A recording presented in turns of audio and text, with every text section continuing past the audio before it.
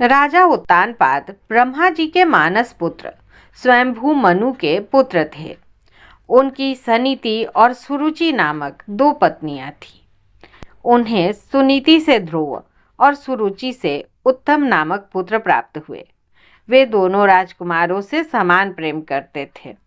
यद्यपि सुनीति ध्रुव के साथ साथ उत्तम को भी अपना पुत्र मानती थी, तथापि रानी सुरुचि ध्रुव और सुनीति से ईर्ष्या और घृणा करती थी।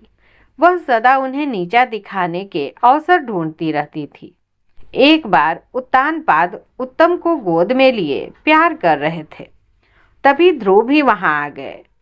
उत्तम को पिता की गोद में बैठा देखकर वो भी उनकी गोद में जा बैठे। ये बात सुरुचि को नहीं जची।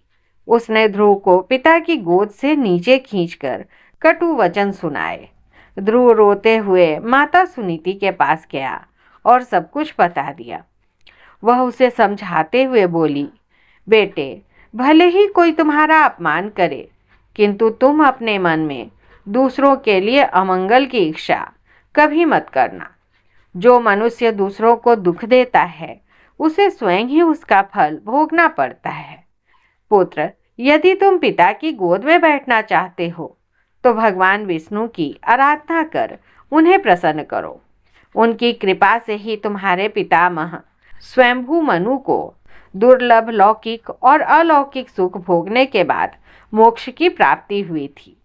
इसलिए पुत्र, तुम भी उनकी आराधना में लग जाओ। केवल वे ही तुम्हारे दुखों को दूर कर सकते हैं। सुनीति की बात सुनकर ध्रुव के मन में श्री विष्णु के प्रति भक्ति और श्रद्धा के भाव उत्पन्न हो गए। वह घर त्याग कर वन की ओर चल पड़ा। भगवान विष्णु की कृपा से वन में उसे देवर्षि नारद दिखाई दिए। उन्होंने ध्रुव को श्री विष्णु की पूजा आराधना की विधि बताई। ध्रुव ने यमुना के जल में स्नान किया और निराहार रहकर एकाग्र मन से श्री विष्णु की आराधना करने लगा। 5 महीने बीतने के बाद वह पैर के एक अंगूठे पर स्थिर होकर तपस्या करने लगा। धीरे धीरे उसका तेज बढ़ता गया। उसके तप से तीनों लोग कंपायमान हो उठे। जब उसके अंगूठे के भार से पृथ्वी दबने लगी, तब भगवान विष्णु भक्त ध्रुव के समक्ष प्रकट हुए और उसकी इच्छा पूछी। ध्रुव भाव विभोर होकर बोला, भगवान, जब मेरी माता सुरुचि ने अपमानजनक शब्द कहकर मुझे पिता की गोद से उतार दिया था, तब माता सुनीति के कहने पर मैंने मन ही मन यह निश्चय किया था कि जो परम ब्रह्म भगवान श्री विष्णु इस संपूर्ण जगत के पिता हैं, जिनके लिए सभी जीव एक समान हैं, अब मैं केवल उनकी गोद में बैठूंगा। इसलिए यदि आप प्रसन्न होकर मुझे वर देना चाहते हैं तो मुझे अपनी गोद में स्थान प्रदान करें, जिससे कि मुझे उस स्थान से कोई भी न उतार सके। मेरी केवल इतनी ही अभिलाषा है।